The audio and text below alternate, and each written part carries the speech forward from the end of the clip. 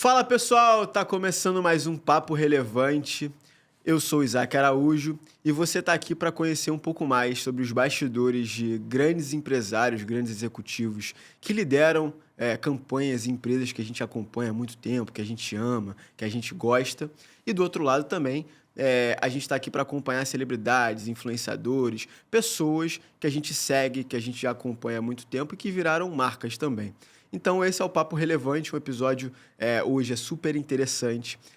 Mas antes de falar sobre o meu convidado, eu gostaria de agradecer ao Multistúdios. Como você está vendo aqui, a gente está dentro de um aquário na praça de alimentação do Parque Jacarapaguá. É uma estratégia super interessante que a galera criou para a gente se conectar de uma forma diferente, tanto com o público online quanto com o público, né, offline, aqui, com o mundo real. Então, queria agradecer os nossos patrocinadores aí do Multistúdios. E hoje a gente está com uma pessoa aqui super interessante. É um baiano super carioca, um cara que passou por várias empresas super importantes aí no mundo do esporte, que tem uma carreira ímpar, que teve o prazer de passar por algumas marcas, por alguns times, na verdade, né? Que vou contar um pouco aqui dos bastidores. Desde o Bahia ao Botafogo, ao Cruzeiro com o Ronaldo Fenômeno e pela seleção brasileira. E agora o cara está empreendendo, está num desafio novo que vai contar um pouco aqui pra gente sobre o que é, o que eles estão inventando, o que eles estão fazendo e está fazendo burburinho aí no mercado. É um prazer ter aqui hoje meu grande amigo Lene Franco. Lene, e aí, tudo bem, meu querido? Tudo jóia. Primeiro, Isaac, dá os parabéns aí pelo projeto. Obrigado. Começo, a gente tá falando, né? Começo é Sim. difícil, mas o projeto tem tudo para ser um sucesso. Eu tô aqui para apoiar e conte comigo sempre. Feliz com esse momento agora, como você falou, empreender, que é algo que eu diria que foi uma construção mesmo, assim, de carreira até chegar nesse momento. Uhum. Mas muita história para contar. Muita história, né? Vamos chegar lá, vamos saber os detalhes, o que motivou a tomar essas decisões. Acho que é um papo legal. Lenin, cara, eu tava até, antes da gente marcar o nosso episódio, tava dando uma olhada na tua carreira também, né? Tipo, cara, o que você fez, onde você passou. E teu sotaque já te entrega, né? De onde você veio, né? Já contei até Isso um aí. pouco aqui. Cara, eu queria contar, assim, um pouco do teu começo, assim. Como é que foi, tipo, pô, Bahia, como é que foi entrar nesse mercado do esporte? Muita gente que segue aqui, que acompanha o Papo Relevante, né? Gosta muito do mercado do esporte. Eu, pela minha história, também trabalhei muito com esporte. A gente traz muitos convidados que é do mundo do esporte. Como é que foi pra você entrar nesse mundo, cara? Quem que era o Lenin lá no começo, tipo, jovem, já procurava trabalhar com esporte? Como é que era isso? Eu acho assim, hoje olhando, né, assim, depois desses anos todos, são quase 20 anos já trabalhando com futebol, tudo começa na vontade lá atrás de querer ser jogador de futebol, né? Clássico, né? Então, eu cheguei a jogar pouco tempo em divisão de base, cheguei a fazer teste em outros clubes. Você jogava de quê? Eu jogava centroavante. Ó. Camisa 9 também. E aí, tive sempre essa vontade. E só que quando chegou na época que eu fazia terceiro ano, já para entrar, fazer vestibular, foi a época que eu estava já de fato jogando. E fiquei naquele dilema, né? De estudar ou jogar futebol. Uhum. Eu tive muita dificuldade, vamos dizer assim, de entender minhas limitações enquanto a tentativa de ser jogador. Sim. Porque ser jogador é muito mais do que só ter o talento em campo, né? É uma conjuntura certeza. muito grande, assim, de fatores. Envolve muitas variáveis, né? Muitas, principalmente...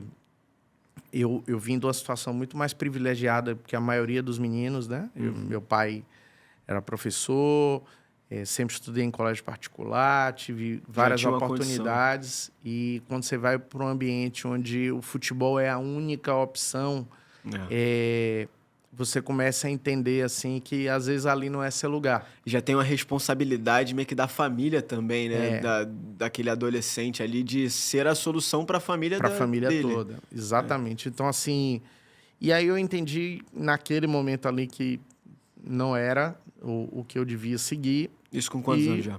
com 16 para 17. Eu entrei na faculdade com 17, entrei novo. E aí entro para fazer o curso de publicidade.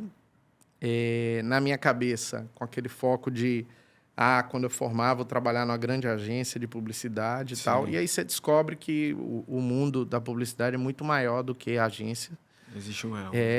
E fui me guiando através disso. E eu formo.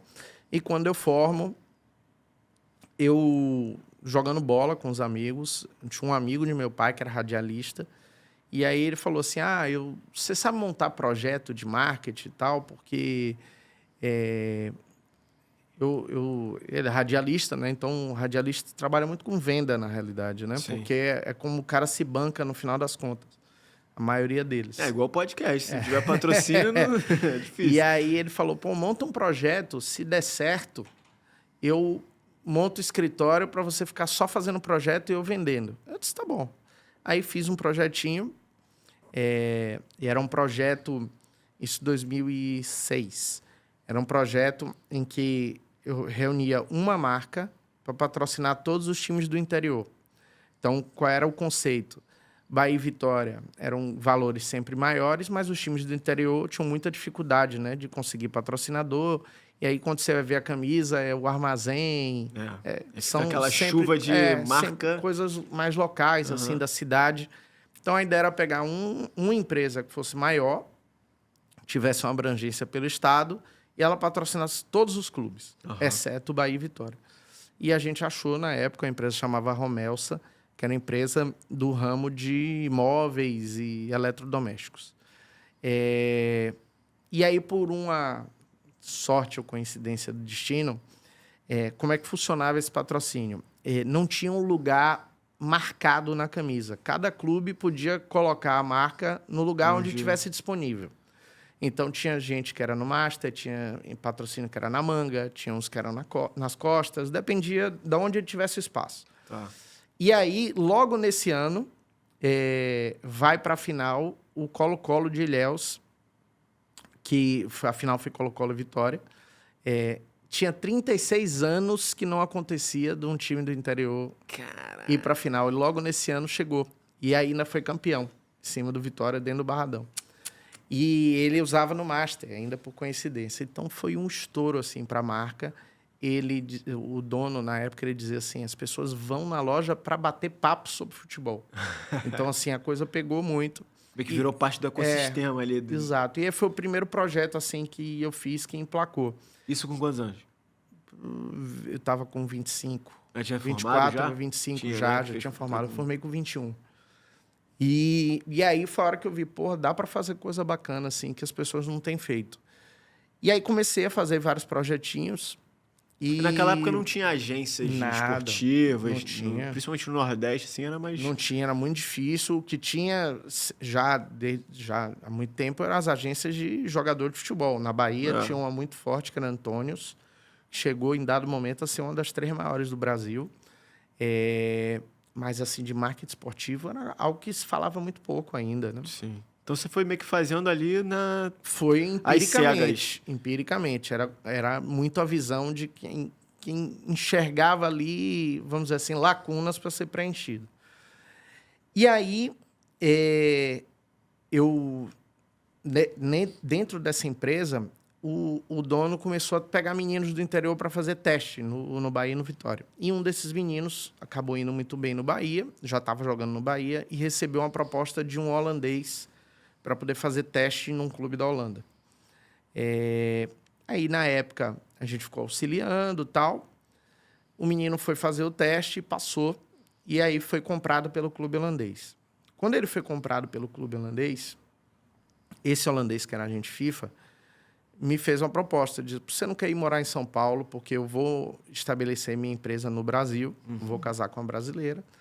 E, gostei de como é que você cuidou das coisas. Eu não falo português direito, então preciso de alguém até para me auxiliar nas conversas, para eu não tomar Nenhuma volta. E queria que você fosse e tal. Me fez a proposta, eu topei e me mudei para São Paulo. E aí, em São Paulo, sim, eu comecei a de fato, assim, emergir completamente no fundo do trabalho do futebol. E aí conheci todo mundo, E aí conheci todo mundo, os observadores técnicos de todos os clubes europeus grandes, fui criando relação, fazendo meu network, scout, né? Isso, os scouts. E eu comecei a fazer scout também na empresa. Então, a gente começou a fazer scout para os clubes holandeses, depois isso evoluiu para clubes da Holanda, da Bélgica e de Luxemburgo, até culminar no momento que esse agente FIFA com quem eu trabalhava, ele fechou um contrato com o PSV da Holanda e a gente fazia scout só para o PSV. Então, assim, minha carreira começou a ir muito para esse lado. Então, além de fazer scout... Você entrou mais pro técnico do futebol, exatamente, né? Tipo, menos do marketing, isso, mas... Zero marketing. Era basicamente scout e gerenciamento de carreira dos atletas da empresa. Então, eu cuidava mesmo, eu brincava babá de menino da base. Porque e é fácil, né? Imagina. Meu amigo, é difícil, velho. E aí, toda a relação com as famílias, o dia a dia com eles. E aí, fiquei 3 anos e meio fazendo isso em São Paulo. Até que meu pai ficou doente e eu resolvi voltar para Salvador para ficar perto de meu pai, porque eu sabia que a situação dele não ia durar muito tempo. Eu cheguei em Salvador, meu pai faleceu 1 mês depois que eu cheguei. E aí resolvi dar um tempo. Eu disse, vou ficar em Salvador mesmo, não quero ir mais para lugar nenhum. Não quero nem mais trabalhar com futebol, porque minha ligação com futebol era muito por causa de meu pai, né? Assim, surgiu com ele. E aí pedi demissão do trabalho que eu estava lá, que era na Federação Baiana. Quando eu voltei, eu fui logo para a Federação Baiana. E 3 meses depois, estava na universidade gerenciando a parte era um coordenador de comunicação na universidade. E a universidade... Nada a ver com futebol. Nada a ver com futebol. E a universidade era uma Disney, assim, para quem gosta de audiovisual. Eu tinha um estúdio absurdo de TV, tinha laboratório de edição de vídeo, de áudio, de tudo. E aí, nesse dia a dia, me deu uma ideia de fazer um projeto de uma web TV, que na época também não existia nos clubes. Acho que tinha 1 ou 2 clubes só que tinham web TV, que era um projeto que o Premier até bancava. E eu chamei os técnicos de laboratório e disse, vamos fazer um projetinho nosso mesmo, para a gente se divertir e tal.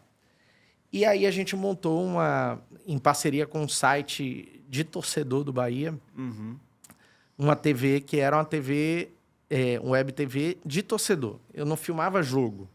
Eu ia para o estádio para filmar o cara que estava bebendo e era engraçado. Mas a zoeira era ali... a zoeira, até exato. porque você não podia gravar o jogo, né? Exatamente. Então você tinha que meio que ter um caminho ali. Exatamente. A sacada foi boa. E foi uma época que o CQC estava estourado. Então, tinha uma Pânico estética também, diferente, sabe? Aquela estética de inserção digital no meio da... Sim.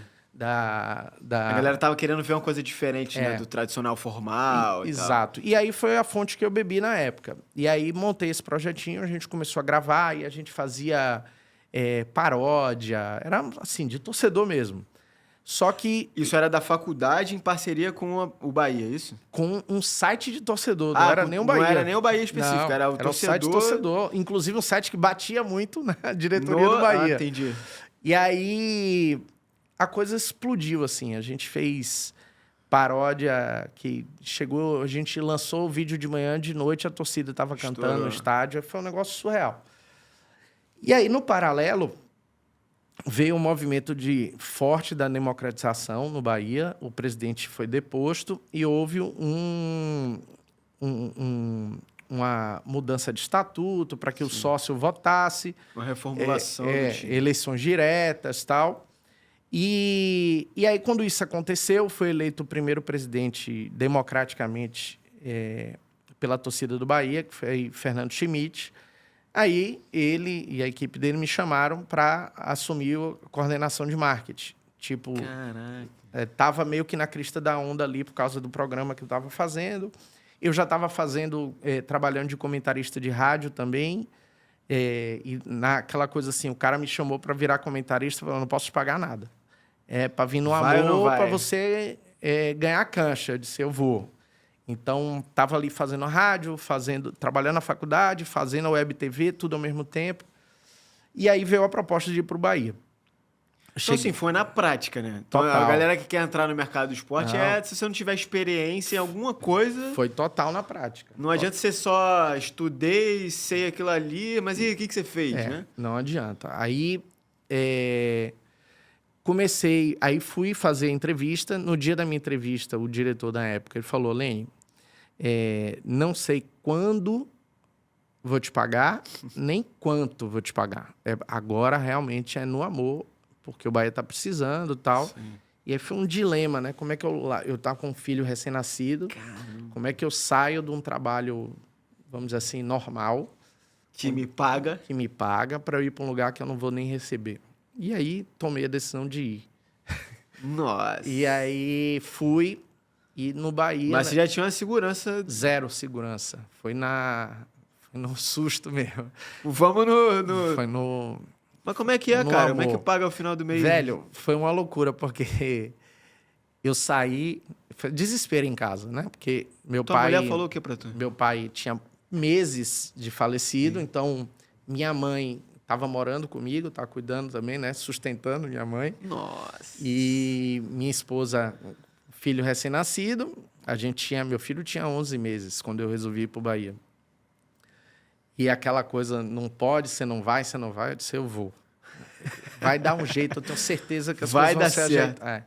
E aí veio uma situação, foi muito engraçada, porque aí o reitor na faculdade, ele falou, Lene, preciso de alguém para te substituir no outro dia. Sua posição aqui, eu não tenho como ficar sem ninguém. Porque eu entrei como coordenador de comunicação e rapidamente assumi a coordenação de todos os laboratórios da universidade. Então, eram 63 laboratórios. Caramba. De tudo você imaginar, todas as engenharias, todos de saúde, tudo, de alimentos. Então, ele falou, não posso, Você é um uma cargo-chave, posição... né? E aí, ele falou, eu preciso que você me indique alguém. E eu fui para casa martelando, velho, quem vou indicar no meu lugar. Aí peguei minha agenda de telefone, ia passando os nomes de todo mundo para ver se acendia a luz. E nada. Porque era um perfil muito específico, assim. Aí... Não, e até de confiança, né? Que você passa o nome de um cara que vai... E aí me veio a ideia. Eu disse assim, poxa, sei que eu vou indicar. Eu cheguei para minha esposa, vou indicar você. Ela, como assim? Eu disse, é a única Vou te pessoa... me replicar aqui. É a única pessoa que eu posso treinar Mas até em ela casa. trabalhou com marketing? Não, zero. Mas na faculdade não era marketing, essencialmente, porque era uma operação, né? Era como se fosse um coordenador de operações. Uma noção. Mas ela conhecia meu dia a dia, conhecia minha equipe. Eu disse, pô, você é a pessoa Mas mais... ela tinha alguma formação, assim, alguma coisa? Ela é formada em letras. Nossa. Aí eu disse, vai ser você. Objeto direto, indireto. Vai ser você. Você é a pessoa mais fácil de pegar isso aqui e tocar. Porque mantém dentro de casa, receita Aí, de salário. falei com o reitor, ele falou assim, pô, ideia é maluca, mas eu gosto da ideia. Traz ela aqui para entrevistar. Aí entrevistou, gostou e contratou ela no meu lugar. Aí eu disse, tá tudo ok. Então você agora tem um salário e meio. O mesmo salário, eu não vou continuar sem receber o salário do Bahia. E você... Um salário e uma interrogação. E aí foi assim Antes que só tinha um começamos. salário, agora você tem uma Exato. interrogação também. E aí ela foi para a faculdade, eu fui para Bahia. E aí a gente... Isso que ano? 2011. 2013. Caraca, que loucura, 2013. cara. E aí pronto. Nunca ouvi essa história em nenhum lugar você falar isso. Aí ela começou a trabalhar na faculdade e eu fui pro clube. E aí? E no clube... E a criança, cara? Teu filho? Aí, Ficou creche e a avó ajudando também. Meu Deus. Se vira nos 30, velho. Porque era a oportunidade que tava passando e a gente foi se virando. Tem que abraçar. E aí, fui pro Bahia. E aí, no Bahia, começa a minha vida em clube, né? Então, foram 8 anos no Bahia, até chegar a pandemia. Aí, em quanto tempo eles começaram a saber quanto eles iam te pagar? Levou 3 meses. 3 meses eles... O meu primeiro salário... Mas você recebeu nesses primeiros 3 meses? Não. Não. Você só recebeu depois de 3 meses? 3 meses sem receber salário. Aí, depois, eu cheguei em setembro e fui receber em novembro. Tá. E aí, era vivendo com o salário de minha esposa. Entendi. Na verdade, o seu salário, né? Só que agora dela. Porque ela tava trabalhando lá, beleza, mas era o seu antigo salário. Era o meu antigo salário. Entendi. E a gente viveu com ele até chegar novembro. Em novembro, a gente começou a receber. E qual era a situação do Bahia quando você entrou lá?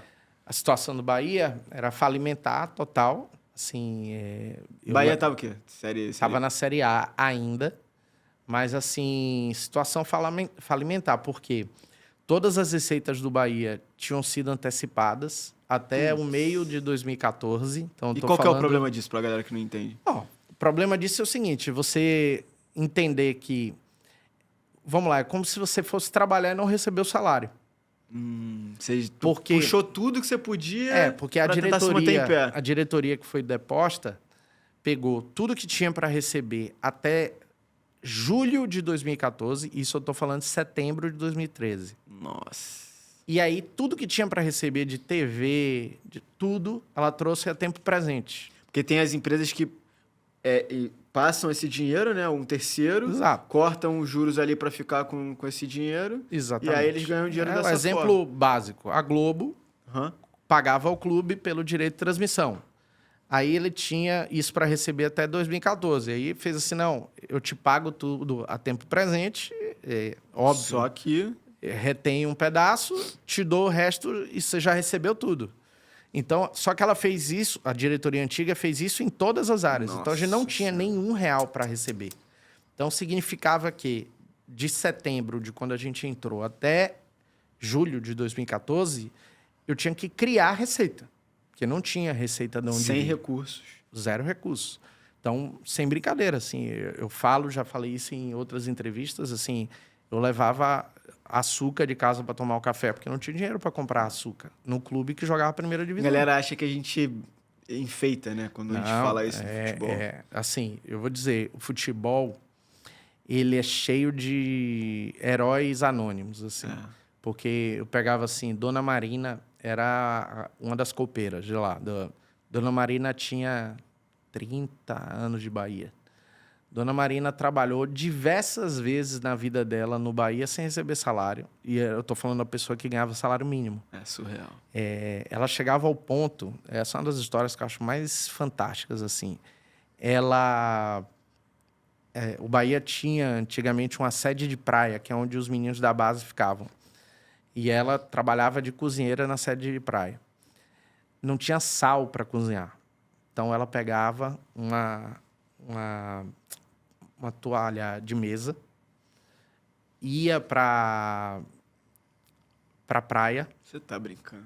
Ela molhava, ia para praia e esticava assim duas varetas de pau para a água do mar, o vento da água do mar bater na toalha de praia, e esse era o sal que ela usava para cozinhar. Era sal marinho, literalmente. E, assim... Essa era a realidade da época. Essa era a realidade. Então, assim, ela chegou a ficar 11 meses sem receber salário. Pegava dinheiro emprestado com o vizinho para conseguir pegar um ônibus para ir trabalhar. E isso eu estou falando do Bahia, que foi o que eu vivi, mas em todos os clubes brasileiros tem um herói assim. Tem pessoas que mereciam estátuas ali dentro, sabe? Sim. Então, essa situação era do Bahia, era essa. E aí, a gente... 2013, conseguiu escapar do rebaixamento no último jogo. Pra gente foi assim, chorava, que era uma sensação de alívio, sabe? Porque a gente tinha muito medo de dizer assim... porque hoje, com os cortes, você corta e dá a narrativa que você quer, né? Na época não tinha isso, mas a narrativa... dependência de quem vai criar. Mas a narrativa era dada pela imprensa. Então... Sim. Do jeito que ela queria. A gente assumiu o clube em setembro. Sim. Se cai, essa responsabilidade da queda não ia ser de quem saiu, ia ser de quem estava lá. Então, assim, o medo da gente era... Democratizou o clube para quê? Se rebaixou o clube. Então, a gente tinha muito medo disso. E aí, a gente conseguiu... Mas tem um lado muito do torcedor que eu não quero saber de gestão, eu não quero saber de dinheiro, eu não quero saber... Eu quero saber da vitória, né? Eu quero saber quem ganhou, quem perdeu, e é isso. O torcedor quer título. E aí, a gente escapa do rebaixamento... num jogo milagroso, assim, o Cruzeiro tinha sido campeão com, acho que uma rodada de antecedência, e o Bahia vai jogar no Mineirão contra o Cruzeiro. O Cruzeiro já campeão, era jogo de entrega de faixa, mas precisando ganhar lá. E o Bahia ganha do Cruzeiro no Mineirão, um gol de Talisca no final. e a gente se salva. Só que quando chega 2014, que aí é um ano inteiro para trabalhar, a gente ainda convivendo com essa falta de dinheiro, ainda tinha Copa do Mundo no meio do ano. Sim. A gente não consegue segurar e o clube cai, de fato, em 2014. Aí tem novas eleições. Nessa eleição se elege Marcelo Santana. Marcelo Santana assume o clube e, a partir dali, a gente começa, eu diria que já com o terreno capinado, a plantar o que ia se colher anos depois. Sim. Então, ali na gestão de Marcelo, começa, de fato, aí o Bahia deixou de atrasar salário. O Bahia, por quê? Porque aí começou a trabalhar dentro de orçamento, não antecipava mais receita, então tinha que trabalhar com o que tinha. E aí a coisa começou a se organizar. Mas tinha uma estrutura... Tinha. E a gente começa a organizar as coisas. Começou da Série B, então... Isso. Aí joga a Série B em 2015, a gente não sobe em 2015.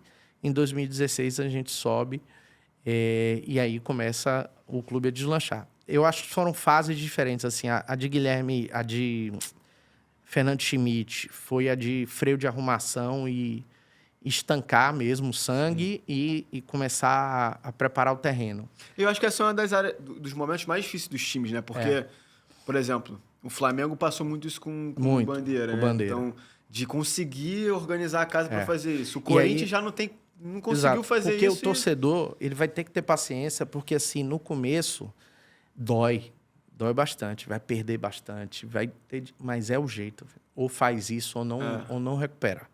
E aí, essa gestão de Schmidt, que foi uma gestão tampão, né, de 1 ano e 4 meses, foi muito para isso.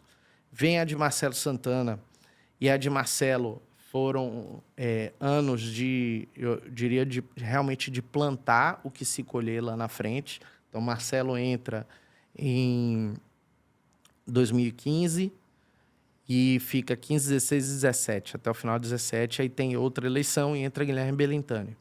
E aí, nessa fase do Marcelo, só para a galera se posicionar, você estava tocando... Eu era gerente de marketing comercial. Tá. Então, você tocava toda captação de patrocínio, estratégia ali para fazer receita, tudo. Exatamente. Era contigo. Tá. E aí, quando o Guilherme Belintani entra... Aí Guilherme já vem com outra fase do clube e ele também com outra cabeça. Guilherme é um mega empresário e um cara muito arrojado. Então ele já entra com a coisa de eu quero como se fosse o Bahia 2.0. Agora é a hora da gente fazer para as cabeças. Ir para as cabeças. E aí a gente de fato vai do ponto de vista, vamos dizer assim, subjetivo. O Bahia vira um case. Porque a gente começa a lançar várias campanhas que emplacam, muito do ponto de vista social, né? O Bahia vira o clube muito engajado assim, em vários movimentos sociais. A gente começa a alavancar a receita. O Bahia passa a ter a maior receita do futebol nordestino, mas no futebol, o futebol ainda engasgando. Dentro das 4 linhas ainda estava... Engasgando bastante. Mas a gestão de Guilherme é a gestão que, de fato, faz o Bahia crescer vertiginosamente. O Bahia começa a criar patrimônio, o Bahia readquire os CTs, porque tinha um imbróglio do presidente deposto lá de 2013, então o Bahia recupera isso. O Bahia monta uma marca própria de material esportivo, o Bahia cria uma loja na Fonte Nova, lança museu, a gente, assim, explodiu. Só que com os resultados em campo ainda... aquém do que a gente almejava. E aí, Guilherme ainda se reelege, fica duas gestões seguidas, e lá o estatuto só permite até duas gestões. Só que veio pandemia no meio desse caminho, né? E aí, quando chega a pandemia de 2020, a gente tinha acabado de inaugurar o CT top de linha. A gente lançou em fevereiro, chega em março, o CT fecha. Nossa. Por causa da pandemia. Custo já alto para manter, exato. E aí a gente sente um impacto assim muito grande de receita, começa a cair muito, principalmente o plano de sócio, que era o que estava segurando muito a gente. A gente perde 30% dos sócios no primeiro mês. Ô, Lene, até para a galera entender assim, até nessa tua visão toda, a gente está falando do Bahia, a gente vai falar sobre outros momentos da tua carreira, mas como o clube faz dinheiro, na verdade? Como é que ele se mantém? Até pra galera que, eu sou torcedor, eu gosto de ver e tudo mais. Qual é ali a gestão, porcentagem na média que um time se mantém? Tipo, desde ingresso, patrocínio, até para eles entenderem o quanto é importante essa gestão Tá. do que você faz, assim, no marketing, no comercial. Isso mudou muito, né, nos Tá. últimos anos. Quando eu entrei no futebol, assim, clube, basicamente o clube tinha as principais receitas. Era TV, venda de jogador e bilheteria. Eram as 3 grandes receitas do clube.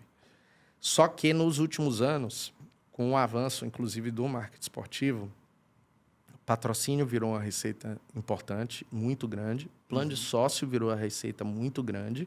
Recorrente, né? A gente chegou a ter, em dado momento no Bahia, eu recebia mais com plano de sócio do que o da TV.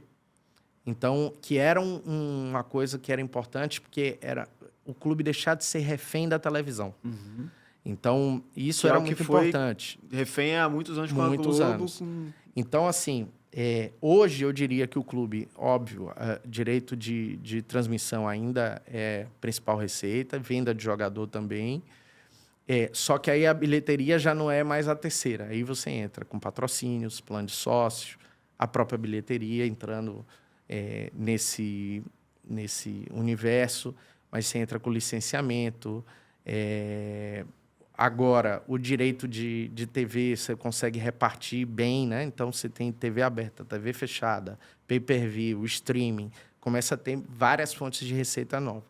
Então, dentro do marketing, hoje, praticamente só o que não está é a venda de jogador, Uhum. porque aí é o próprio departamento de futebol e presidência que faz, mas fora isso, tudo passa pelo marketing hoje. Uhum. Então, a importância do cara do marketing saber lidar com vários aspectos diferentes. Exatamente, é muito grande. A importância cresceu muito. Eu tenho uma palestra que eu fiz, que eu brincava, fazer uma analogia com o corpo humano. Que quando eu entrei, o marketing dentro do clube era um apêndice. Então, você tinha lá, mas qualquer coisa era só operar, tirava e não ia fazer falta. Depois ele evoluiu para o pulmão, porque a gente começou, de fato, a oxigenar o clube com receita. Na pandemia, a gente vira o coração do clube, porque não tinha jogo. Então, o único ponto de contato do torcedor era através das ações que o marketing fazia.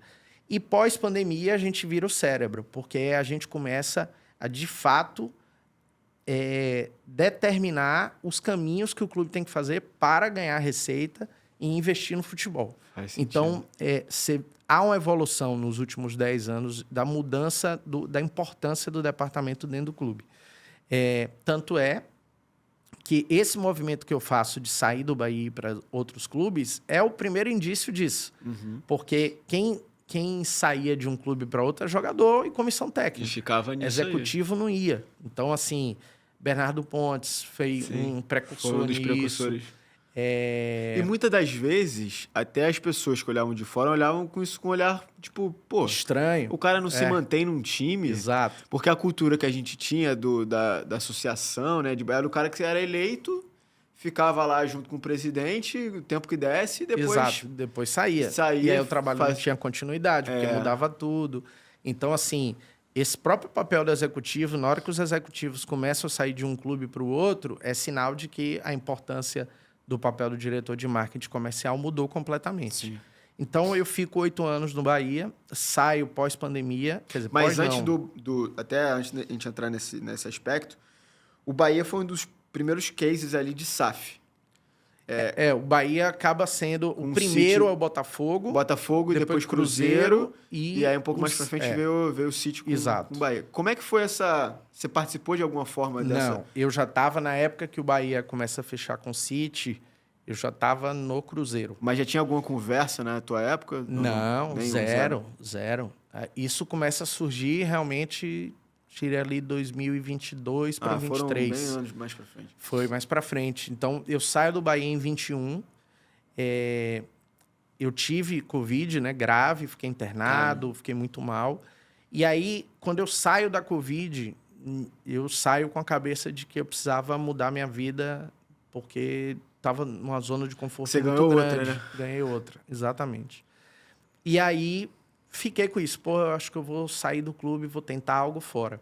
Mas antes de eu me manifestar, surgiu a possibilidade de eu ir para o Santos. Eu recebi uma proposta para ir para o Santos e a do Botafogo. E aí eu disse, caramba, o universo mesmo está conspirando para eu procurar outro rumo. E entendi que o Botafogo era a melhor opção. Parece maluco. Assim, o Santos tinha acabado de jogar Libertadores, estava na Série A, estava bem. E o Botafogo estava na Série B, com a reputação destruída, e era 14º lugar da Série B, no meio do ano. Mas eu entendi que ali você tinha um trabalho melhor para você conseguir... Na minha cabeça, assim, se eu fizer pouco, já vai ser bom. E precisa tanto que vão deixar eu fazer. Sim. Mas tem que ter muita coragem para fazer isso. Não, foi um negócio surreal. Eu saí do Bahia, com o Bahia era 7º lugar na Série A para trabalhar no Botafogo, em 14º na Série B. Então, assim, o Guilherme até brincou comigo. Ele fez assim, pô, a gente lutou tanto para não cair, e aí você escolhe cair, pô. Você escolhe voltar para... E aí fui pro Botafogo e parece que foi uma parada mágica, assim. Porque eu cheguei no Botafogo dia 21 de julho de 2021. Dia 22 de julho, o Botafogo contrata Anderson Moreira, treinador, que tinha trabalhado comigo no Bahia, que eu me dava muito bem. Então, eu disse, pô, vou chegar, já vou ter gente, vamos dizer assim, próxima, conhecida, para me relacionar. E tudo aconteceu. Tudo aconteceu. O Botafogo, pra você ter ideia, dessa data para frente, perdeu 3 jogos. Caramba. E a gente subiu campeão com 2 rodadas de antecedência. E todos os projetos que a gente fazia fora dava certo, porque a torcida começou a engajar. Só que era um período ainda da transição, né? Você ter ideia, 2021, a gente só fez 7 jogos com torcida, porque ainda era estádio fechado, né? Então, só a retinha final ali que a gente teve torcida. E você vê o sofrimento do botafoguense, né? De tanto tempo sofrendo, quando embala, você não pode ir pro estádio torcedor. E aí, necessidade, né, a gente conseguiu subir, as coisas deram certo, mas o projeto era um projeto para fazer o Botafogo atraente para o investidor. E aí, no dia 24 de dezembro... Já tinha esse direcionamento interno. Já. Desde o início, a gente precisa... E até assim, eu falei do Bahia, mas acho que o trabalho que vocês fizeram de reformulação do Bahia também ajudou vocês a conectarem... O City escolheu o Bahia para ser um dos investidos. Então, assim... Total. Eu acho que também mostra o quanto é importante você reestruturar o time de uma forma como uma empresa, não só para o investidor. Porque tem time que está fazendo isso hoje em dia e não está, por exemplo, Palmeiras, Flamengo, não tem uma SAF, não tem um investidor ali, é o próprio time.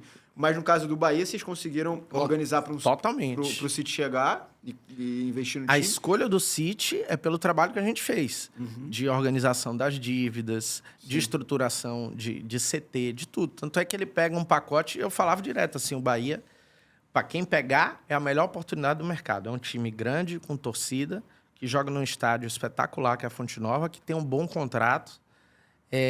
Tem um CT 0 quilômetro, porque lançou o CT 2021. Só precisa da gestão e do investimento. Então, isso aí sendo a dívida do Bahia, que o City, inclusive o CEO do Bahia, Raul, deu entrevista esses dias para o próprio podcast do Bahia, que já quitou a dívida toda, né? Então, o Bahia não tem mais dívida. Era uma dívida de cerca aí de 270 milhões, mais alguma coisinha, e já 100% quitada. Porque tem dívidas e dívidas, né? Tem dívida que é para te alavancar como empresa, como negócio, e tem dívida que Botafogo, igual essa que você tinha quando você entrou lá. O Botafogo, por exemplo, quando o Botafogo vira SAF, o Botafogo vira SAF com a dívida de 1 bi. Sim. Então, o Cruzeiro com a dívida de 1 bi 200. Esses dias, até um dos meninos que trabalha no Botafogo, que era da minha equipe, Marcão, vou mandar até um abraço para ele, ele publicou uma matéria que anterior, né, a tudo isso que aconteceu, o Botafogo tinha R$33 na conta bancária. Na hora que... Você era mais rico que o Botafogo, amigo. Entende? Então, assim, e aí você vê hoje o Botafogo, né, tá jogando Mundial, campeão brasileiro, Libertadores.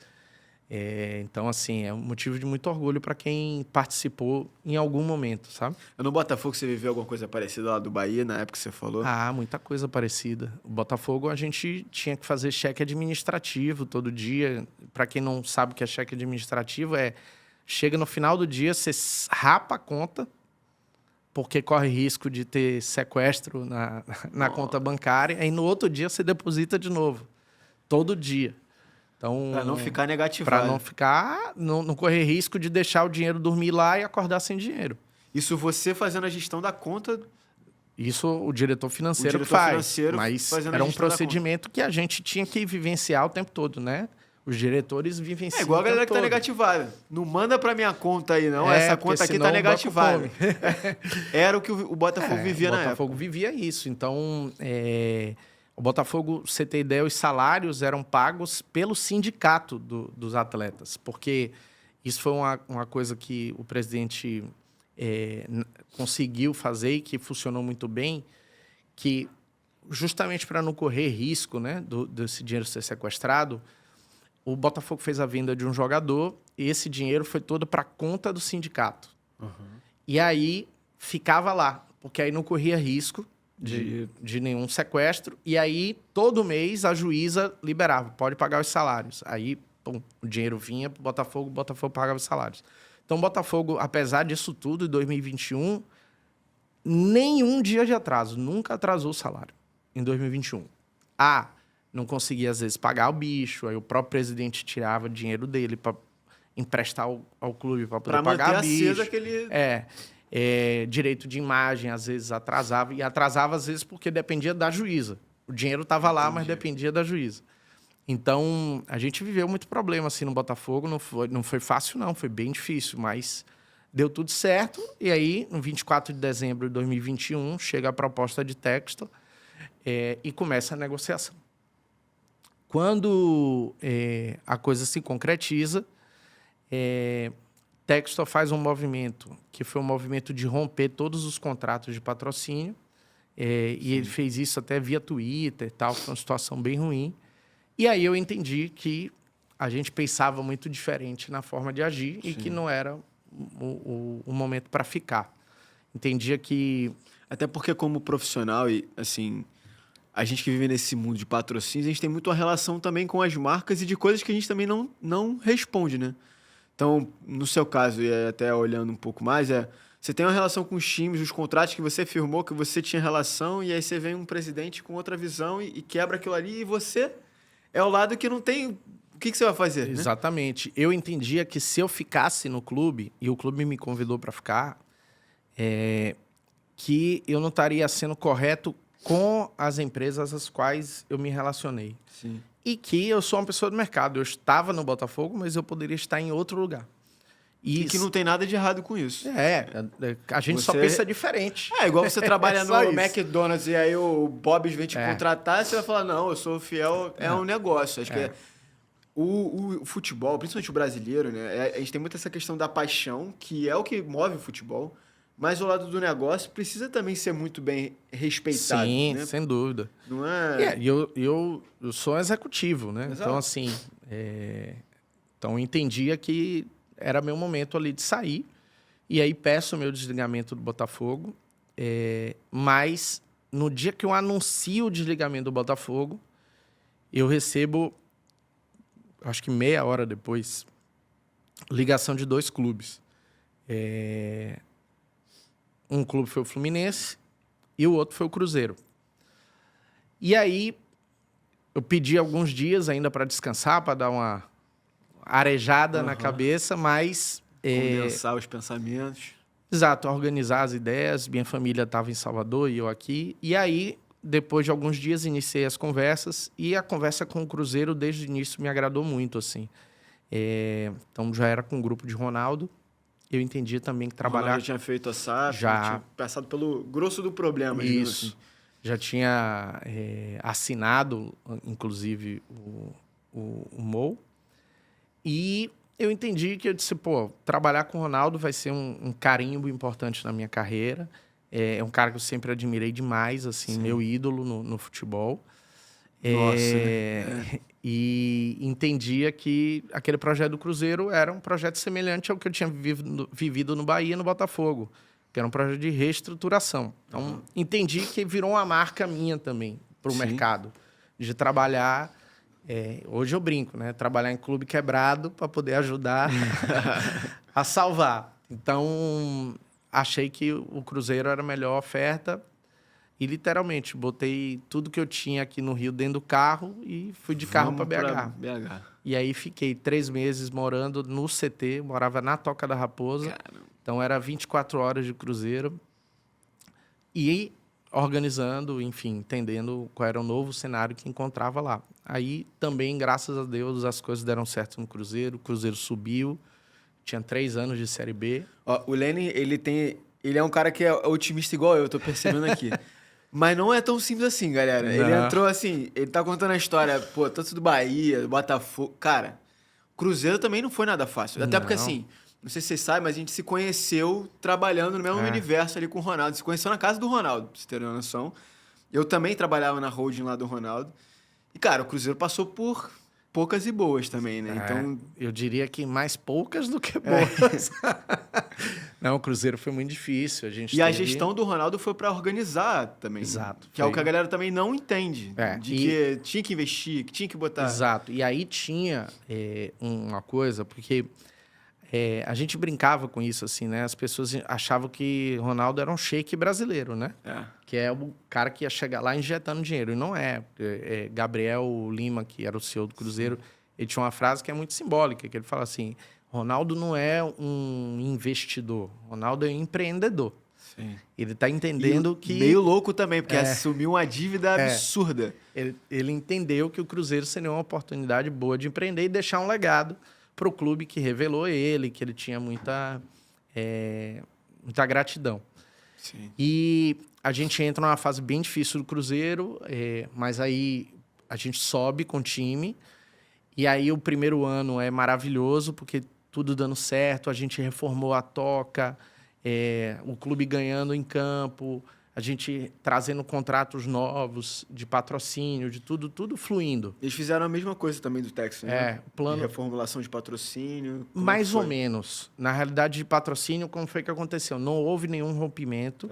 O que houve, eu já estava lá, inclusive, a gente espera terminar o contrato, porque alguns contratos terminavam no meio do ano. Entendi. E a gente não renova, porque a gente tinha uma expectativa de deixar a camisa mais limpa e com poucas marcas, mas marcas mais robustas. Que associavam melhor o time. E que pagassem o suficiente do que eu ter 10 marcas na camisa. Sim. Então a gente que é o que a imagem também do Ronaldo permitia fazer. Exato. A gente chegou em dado momento, a gente tinha 2 marcas na camisa. Sim. Que pra gente era o que a gente queria. Então, assim, a gente foi reconstruindo, deu tudo certo, subimos. Só que aí, quando você sobe, vem também uma expectativa no torcedor de que o time vai voltar a ganhar tudo. E não é assim. Então... E ele sempre falou isso, né? Assim, a gestão do Ronaldo sempre foi clara falando quanto a isso. Nunca foi vendida nenhuma expectativa diferente. Sempre gente... Pé no chão, porque ainda continua sem dinheiro, continua a gente tendo que aprovar a recuperação judicial e tal. Mas, por mais que fale, é muito difícil o torcedor entender. E aí, a gente começa a ter um ano na Série A de altos e baixos, mas ali de meio de tabela mesmo, como a gente já imaginava e já era previsto. Sim. E aí vem a proposta para vir para a CBF. Mas aí no Cruzeiro, antes de a gente entrar na CBF, quais foram os desafios olhando para esse mundo do marketing, patrocínios, negócios que você acha interessante compartilhar com o pessoal? O Cruzeiro, eu acho que a gente tinha na parte de marketing, 2 coisas bem importantes. Um era o plano de sócio, porque ele deu um boom muito fora da curva com a chegada de Ronaldo. Então, o Cruzeiro saiu de 4 mil sócios para 50 mil. Sim. Na Série B. Aí, quando você sobe para a Série A, tem muito torcedor que ele já faz assim, ajudei meu clube quando o clube precisou, já não preciso mais pagar meu plano de sócio. Então, você reter o sócio é um trabalho bem difícil. Uhum. Então, esse foi um grande desafio na retenção de sócio. A gente oscilou muito, principalmente na Série A, quando a gente começou a ter resultados que não eram os esperados. Aí ia caindo, aí tinha horas que dava uma recuperadinha, mas esse foi um grande desafio. E patrocínio, porque eu vou dar um exemplo quando eu chego, que estava com a camisa ainda cheia de marcas, a ideia é ficar com duas, mas duas que paguem o mesmo que todas essas juntas estão pagando. E a gente consegue. Uhum. Só que depois que consegue e o dinheiro ainda continua faltando, aí você fica... E aí? E aí? Vai tirar da onde agora? Então, esse também era um desafio bem difícil, assim, de E a galera queria... Eu participei um pouco disso, né? Porque a galera falava, pô, Cruzeiro na época estava muito ligado ao Ronaldo, e aí o cara patrocinava o Cruzeiro e queria o Ronaldo junto, né? E aí como é que você fazia pra falar, cara, você tá patrocinando o Cruzeiro? Na largada a gente já tinha que avisar, ó, Ronaldo é uma marca, Cruzeiro é outra marca. Sim. Você está patrocinando o Cruzeiro, o Ronaldo não vem a reboque. Então, você tinha já que, vamos dizer assim, catequizar desde o início. Porque senão já era, né? Porque senão tinha uma falsa expectativa de que tinha empresa que a gente conversava que já queria botar no contrato, tipo, X encontros com o Ronaldo. Eu disse, não, são coisas diferentes. Uhum. Agora, o Ronaldo sempre foi muito solícito.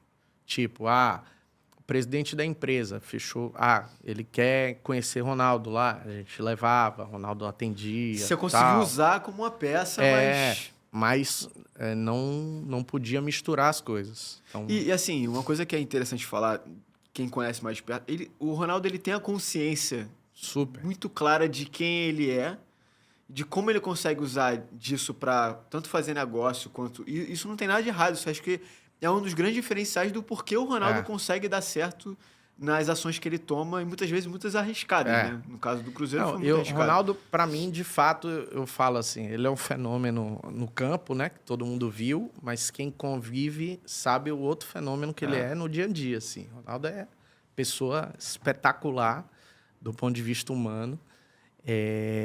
Do ponto de vista de negócio, é impressionante como ele pega muito rápido as coisas. Ar, né? Muito rápido. Então, assim... E não tem medo de errar, né, cara? Porque, assim, muita gente olha hoje a situação do Ronaldo, comprou por tanto, vendeu por tanto, aí sai aqueles posts lá que a gente vê no Instagram e tal. Mas o Ronaldo também teve os seus momentos de aprendizado, né? Com a Nine. Ele perdeu dinheiro em outras coisas. Perdeu dinheiro, aprendeu. Teve um time também nos Estados Unidos, acho que em Fort Lauderdale e tal. Cara, ele foi aprendendo ali, arriscando e tal. Aí muita gente vai falar, pô, mas o Ronaldo tem dinheiro. Cara, tem, mas ele podia fechar a casinha dele ali e viver com o dinheiro dele pra sempre, né? Exatamente. Entendeu? Se você tivesse do outro lado aí com dinheiro, com prestígio, com o nome que o Ronaldo tem, muitas vezes você não ia querer mais saber de nada, ninguém ia ver mais teu nome em lugar nenhum. Exatamente. Ele é o contrário, né? Ele procura sempre novos projetos. E eu lembro que na apresentação que a gente tinha lá do Cruzeiro, falava muito disso de... o Cruzeiro apresentou o Ronaldo para o mundo. Exato. E o Ronaldo hoje apresenta o Cruzeiro para o mundo.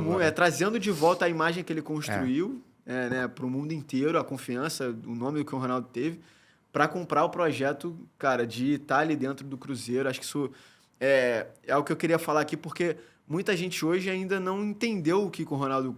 Né, e o risco que ele se colocou. Demais. O que ele fez pelo Cruzeiro. E o que o Cruzeiro está vivendo hoje...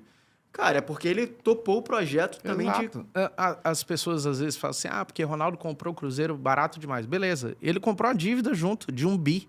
Exato. 1 bi 200. E aí? Se não tivesse acontecido tudo isso, ele ia botar os profissionais que ele conseguiu trazer, cara, todo mundo que ele conseguiu... Você propriamente falou, né? Pô, eu quis trabalhar lá porque o nome do Ronaldo é muito grande. Assim como outras marcas, outros profissionais, outra galera quis estar ali dentro para ajudar naquele momento do Cruzeiro para levantar ele. Eu acho que a gente está vendo muito isso, a gente vai falar sobre a seleção brasileira também, mas a gente tem muito isso no Brasil, né? De que o gringo, o cara de fora, a gente baba muito esse cara. A gente acabou...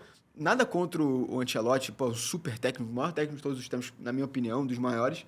Mas ele fez aniversário, a gente fez uma puta festa ali na arquibancada e tudo mais. Cara, mas e os nossos jogadores que fizeram história também, né? Tipo, o Ronaldo é um deles. A gente é penta em grande parte por causa do Ronaldo. E o Ronaldo comprou o projeto do Cruzeiro para levantar o Cruzeiro de novo. E eu vejo muitos cruzeirenses, muitas pessoas que não reconhecem isso, né? Então, acho que mas eu acho que é o ônus de quando você se expõe assim, né? Então, vai acontecer. Acho até que ele, quando toma a decisão de vender, é justamente porque entendeu que as pessoas já não compreendiam mais o tamanho do trabalho que ele estava fazendo. E a ladeira abaixo, né? E aí era melhor realmente entregar a quem queria muito, e aconteceu, né? Foi para a mão do Pedrinho.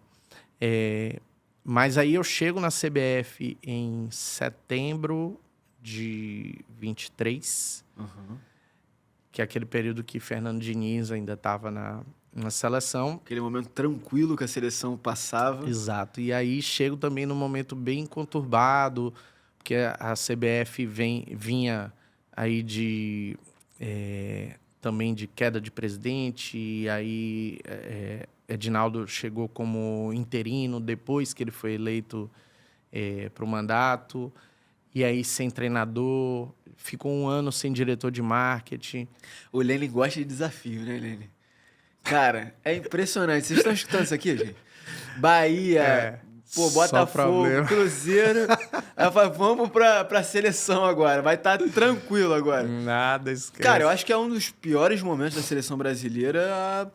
Eu não lembro de um... Assim, eu sou novo, tenho, 29 anos. Eu não lembro de nenhum momento pior na história da seleção. Eu não sei se realmente esteve pior, mas assim, uma das Porque eu não tô falando só de dentro das 4 linhas, né, cara? Eu tô falando fora das 4 linhas, a imagem da seleção. Porque mesmo passando por todas as dificuldades que passou ao longo do futebol, ainda tinha um respeito pela seleção brasileira no passado. Hoje, muita gente não para, a grande maioria não para pra assistir. Mas né? eu acho que é uma conjuntura muito maior. Eu daria um podcast só sobre isso. Só sobre isso, sim. Porque... Te marca o próximo. Porque essa leitura com seleção, ela não pode ser recortada também do momento que a sociedade vive. Sim. Então, isso também há um distanciamento da seleção também muito atrelado ao momento social do Brasil nos últimos anos. Politizado, polarizado. Exato. Então, isso também tem uma influência muito grande. E há também outros aspectos. A gente tem 24 anos sem ganhar um título, né? Vai completar 24 anos sem ganhar uma Copa, que foi o mesmo tempo que a gente levou de 70 até 94. A gente vem de anos com pouca produção, vamos dizer assim, de ídolos. Então, a gente termina uma geração que a gente chegou ali em 2006, né? Que é o fim daquela geração de ouro. A gente chegou a ter 4 melhores do mundo no mesmo elenco. Ronaldo, Ronaldinho, Kaká e Romário. A gente chegou a... E Rivaldo. Os 4 no mesmo elenco. Então, assim... E aí, você entra num hiato, com o Neymar sempre se destacando, mas... Mais único. Mas sozinho, né? Que era o que o brasileiro também não estava acostumado, né? Seleção de 2006, cara. Era Adriano, Kaká, Ronaldo, Ronaldinho. Então, assim, a gente... Os laterais também eram absurdos. A gente vendo a diferença muito grande, assim, de geração. E não menosprezando essa geração, não. E isso eu acho outra coisa muito, às vezes, assim, malvada, às vezes, que se fazem, que é comparar gerações. Dá para comparar gerações, são momentos diferentes, com outros recortes, cada geração tem sua importância. E, óbvio, as que ganham o título vão ser muito mais emblemáticas do que as que não ganharam. Isso é fato.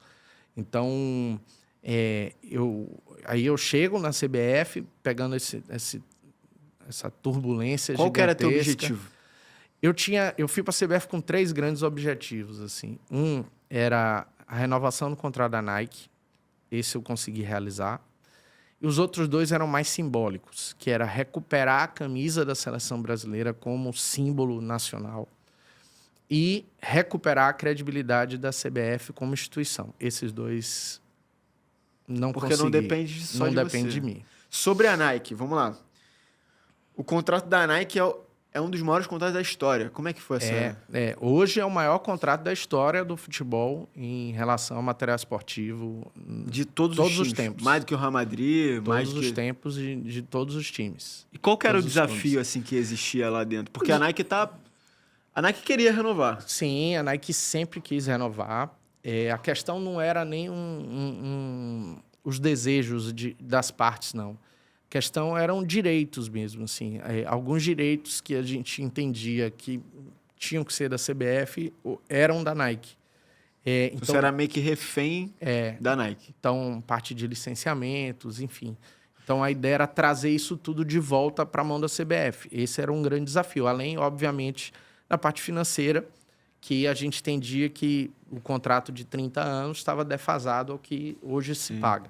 Então, construir esse quebra-cabeça era o mais difícil. Que era um racional também, que a gente parar para pensar, é muito padrão do mercado do esporte, que agora está começando a mudar, de tenta pegar o máximo de dinheiro possível, entrega para eles o que dava e seguia com o que conseguia. Era o que em grande parte aconteceu. Eu acho até que quando fizeram o contrato, tinha sentido isso lá 30 anos atrás, sabe? Mas mudou, como ele está falando, mudaram as perspectivas, né? Então, hoje, o licenciamento de produto é um componente importante, a abertura de loja é um componente importante. Tudo isso não era da CBF, isso era um contrato da Nike. 100% da Nike. Então, a gente entendia imagem que isso... também para poder utilizar os canais. Isso. Tudo a gente entendia que o ideal era voltar, porque isso é um fomentador de receita para a instituição. E aí entender os caminhos, né? É um contrato muito grande, o contrato parece uma bíblia, né? Então, a gente tinha que entender e foram vários meses de negociação até chegar no racional que ficasse bom para a Nike e bom para a seleção.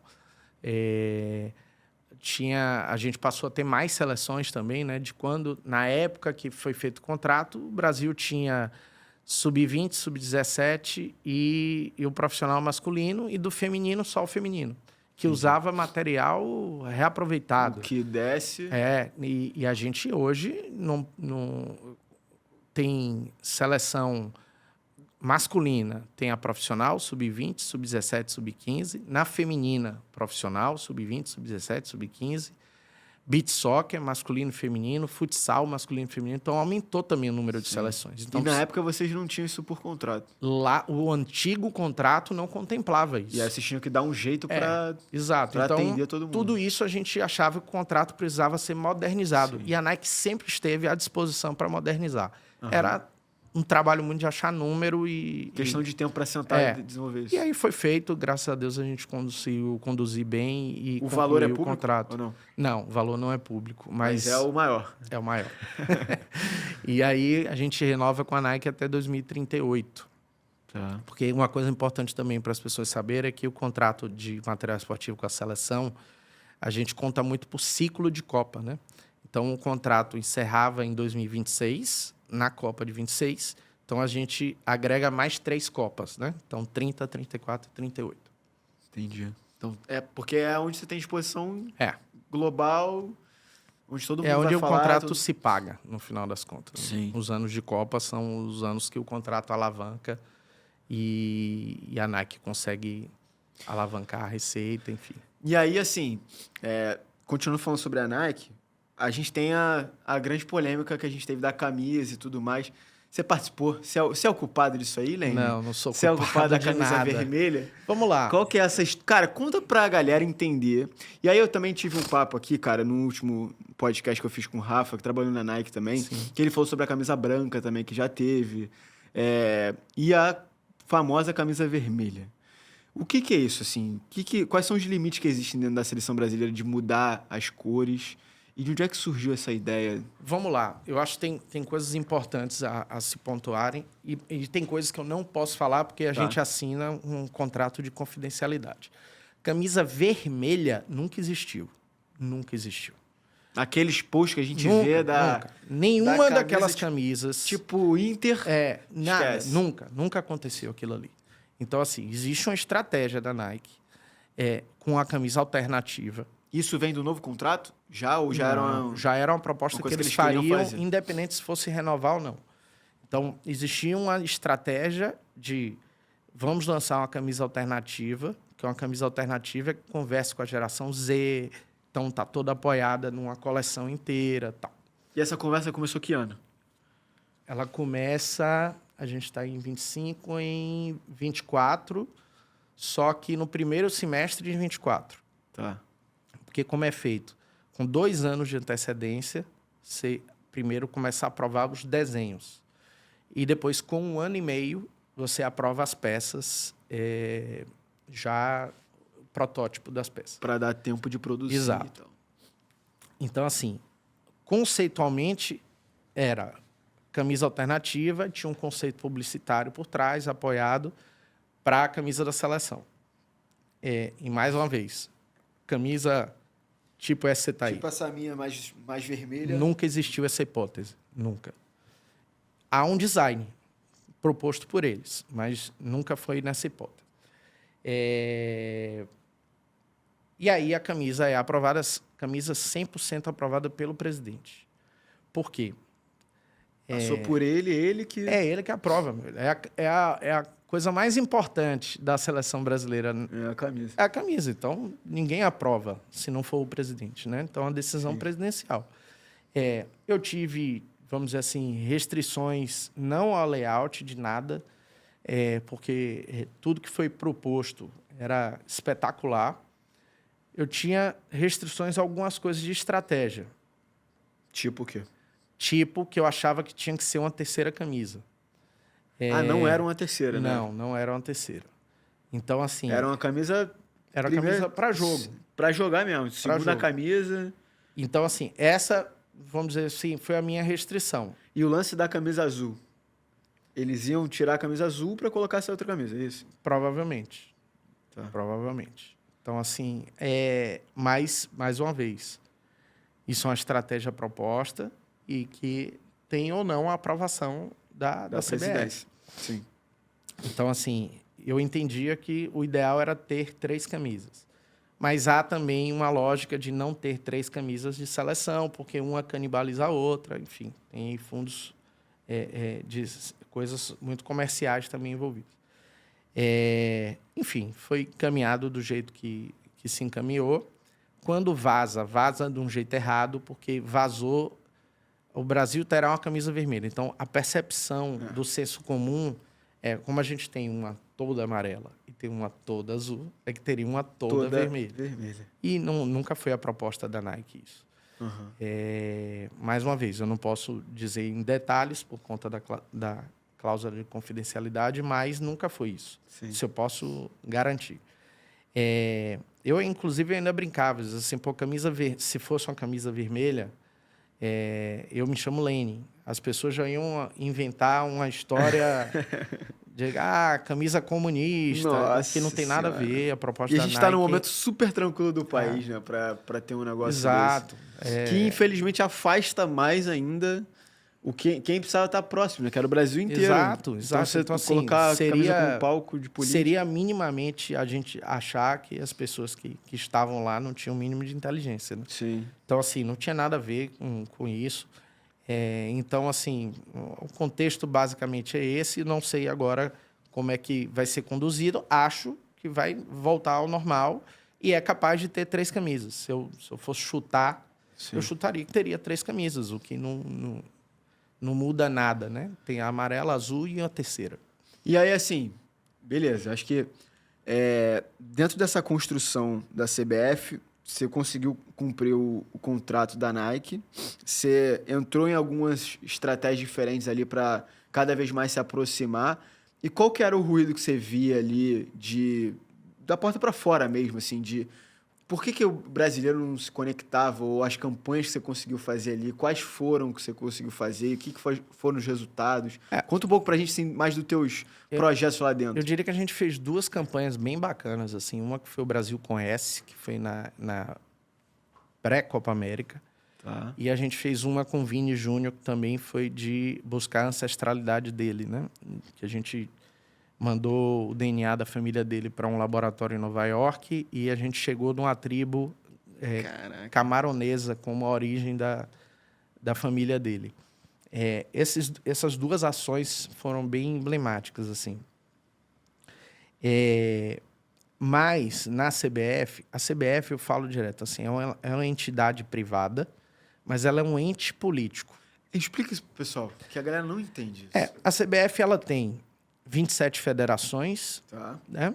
E os clubes, principalmente A e B, né? Que são os 40 clubes de A e B, que estão no dia a dia, vamos dizer assim, tem interferência política porque eles votam, né? Além das próprias federações. E todo mundo tem seus interesses, todo mundo olha para seu lado. Então, isso é uma coisa que às vezes interfere muito no dia a dia de trabalho. Todo mundo olha para o seu próprio umbigo. Exatamente. Então, as coisas não são muito construídas de maneira coletiva e são barganhadas, vamos dizer assim, individualmente. E eu acho que isso atrasa muito o modelo de modernização da CBF. Então, não é uma... Você não consegue pensar como um produto É como mais um todo, difícil. né? É mais difícil. Isso atrasa em vários aspectos, desde... Acho que teve uma questão do patrocínio também, né? Acho que de uma marca de aposta e tal, que tinha o naming, acho que não sei se era da Copa do Brasil. E aí vocês tiveram que segurar porque acho que você tinha que usar o badge na camisa. Na realidade, a gente tinha como uma das propriedades de entrega para o patrocinador o patch da patch, competição, que tem o nome dela. E o nome é patrocinado. E aí os clubes não queriam usar porque eles tinham patrocínio já de outras bets. O que, em tese, não interfere em lugar nenhum no mundo. Sim. Porque, verdade seja dita, os clubes jogam a Libertadores. Libertadores já teve diversos nomes e todo mundo sempre usou. Aí os próprios clubes usavam quando era supermercado, todo mundo usava. Exatamente. Então, assim, mas você vê há que uma resistência. conflitos de interesses e a falta de visão centralizada, Exato. Né? Como uma organização só. Porque, Exato. se a gente parar para pensar em outros eventos, assim, um NFL, um NBA ou campeonatos europeus, você tem isso. Sim. Acontece naturalmente. Mas no Brasil, como falta tanto essa visão de presença de liga, uma visão um pouco mais, não ser uma liga, mas acho que ter um pouco do senso de, cara, se tem uma exposição interessante para outro time ou para nossa partida aqui, todo mundo ganha com isso. Exato. Mas como todo mundo está olhando muito para o seu próprio umbigo, isso não atrapalha todo mundo, né? Atrapalha o processo todo. Então, a gente tinha muita dificuldade e eu começava a perceber, às vezes, que eu não ia conseguir executar meu trabalho da forma que eu acho que deveria ser executado. E isso foi me cansando um pouco. Assim, um pouco não, cansou bastante. Sim. Sabe? Uma sensação de frustração de não conseguir executar aquilo que eu acreditava. E aí entendi que o melhor caminho, mais uma vez, estou dizendo que o meu jeito é o certo, não. Estou dizendo que certeza. o fato de não ser do jeito que eu acreditava me incomodava. Sim. Então, Quando você não tem muito o que fazer, né, cara? Exato. Eu achava que eu estava enxugando gelo em dado momento. Entendeu? Sim. Então, preferi pedir minhas contas e seguir um outro caminho. Que aí... Para o barco que eu vou descer. Exato. Para o carro. E aí agora, cara, você está empreendendo. Exato. Como é que foi essa decisão, assim? À medida que eu saí da CBF, surgiram diversas propostas, inclusive de clube, de empresas, projetos de consultoria. Mas um dos projetos que eu recebi como proposta foi da 94, o Market Football, que é uma agência que tem Denilson como um dos sócios. Uhum. Hoje somos 6 sócios. Então, eu, Fabrício, Theo, Denilson, Júnior Moraes e... Rodolfo. 6. Então, somos 6 sócios. Timaço. Pô, essa aí é uma seleção também, entendeu? Eu brinco que sair de uma para entrar em outra. E o time é resenha, porque você imagina, Denilson, cara, Denilson ali no meio, você acha, pô, Denilson é resenha pra caramba, mas a galera que tá ali também e são baitas profissionais. Né? E aí eu entro numa estrutura que já estava montada, né? A agência já tinha 3 verticais muito claras, assim, uma vertical de talentos. Então, a gente tem o próprio Denilson como um dos talentos, Júnior Moraes também, mas tem Jackson Fouma, tem Estevão, do Palmeiras e da Seleção. Então, a gente tem alguns talentos. Uma segunda vertical de produção de conteúdo proprietário. Tem o próprio podcast Denilson, já tem quase 1 milhão de inscritos e outros produtos. E uma terceira vertical, que é a de negócios, que é a que Theo Teló cuida. Aham. Então, a gente vende... Que tipo de negócio, assim? Por exemplo, o patrocínio de Grêmio e Inter, com o patrocínio master de Grêmio e Inter, foi a agência que vendeu. Então, a gente executou a venda, é comissionado por essa venda e parte para outros negócios. A gente tem clientes que a gente é contratado para que há plano estratégico dos clientes para o universo do futebol, porque nossa agência trabalha 100% com futebol. Com futebol. E aí eu chego... agora a proposta é criar uma 4ª vertical que é focada em Copa do Mundo. Então, a gente tem Copa do Mundo de 26, Copa do Mundo de 27, que é a feminina que vai acontecer no Brasil. E a ideia é pegar talentos, conteúdo proprietário e negócios e trazer para o universo de Copa do Mundo. Muito legal, cara. E como é que tá a sensação? Estou bem feliz, bem feliz. A gente já tem andado com vários projetos, né? Como eu vinha falando, a agência já estava rodando. Então, a gente tem já grandes clientes dentro da agência, tanto do ponto de vista de talento como de marca. A gente tem feito muita coisa. Conspirou também ali no momento de Denilson também ir para a Globo e ganhar um novo protagonismo na Globo. Os projetos proprietários que a gente tem feito de conteúdo também tem dado muito certo. A ida de Estevão para o Chelsea. Então, tudo meio que conspirou para o exato momento da minha chegada também. E agora, implementando esses projetos de Copa do Mundo, as marcas já nos contactando e a gente já desenhando já a estratégia para as marcas, para elas surfarem, né, no momento de Copa. Cara, e assim, a gente passou muito por isso na época do Ronaldo, Sim. A galera perguntando como é que é trabalhar com o Ronaldo e tal. E aí, como é que é trabalhar com o Denilson agora, cara? Porque você trabalhou com o Ronaldo, a gente passou por esse momento juntos. O Denilson é um cara que todo mundo gosta, todo mundo, troca ideia, é um cara resenha, mas como é que é o Denilson de negócio, assim? Qual que é a visão dele? Velho, Denilson é um cara que me surpreendeu muito pelo seguinte, Denilson, ele vai completar, acho que ano que vem, o mesmo tempo como comunicador que ele teve como jogador. Então, Caramba. Ele já ele vai ter mais tempo de comunicador do que de jogador. Então, ele consolidou uma carreira, né? Uma segunda carreira.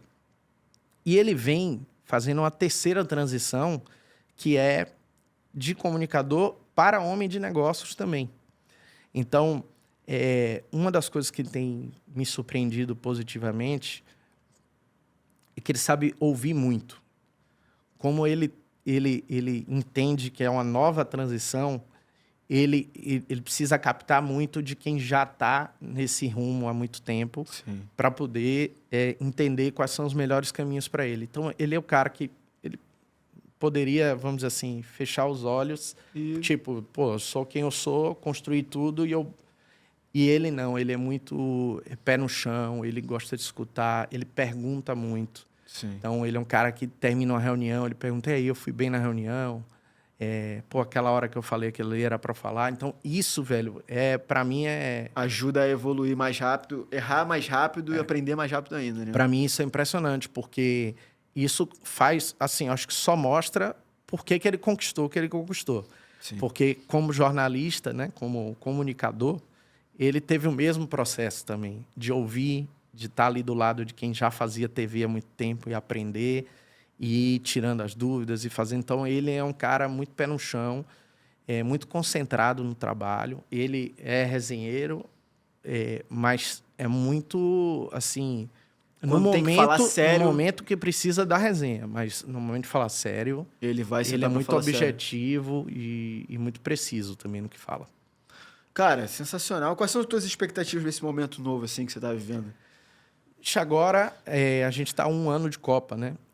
Então, eu tenho uma coluna na Máquina do Esporte que semana que vem vai ser publicada, falando Eric sobre Betting, lá, parceiro. E falando sobre isso, que é 1 ano de Copa e a gente precisa já acender o sinal de alerta, sabe? As marcas têm muita essa dificuldade no Brasil, né? Então, assim, a gente precisa planejar. Algumas já nos procuraram, tem 4 ou 5 marcas já que a gente já está falando sobre Copa do Mundo, porque são projetos que a gente tem, são projetos de magnitude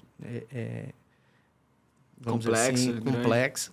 Então, a gente já precisa fazer isso com bastante antecedência, porque a conta que a gente faz é a seguinte, a gente está agora em junho, então a gente tem julho, agosto, setembro, para poder fazer um desenho do que é a estratégia. E aí, quando chega outubro, já começa a implementação. Para quando chegar janeiro, só se falar de Copa do Mundo. Você já está...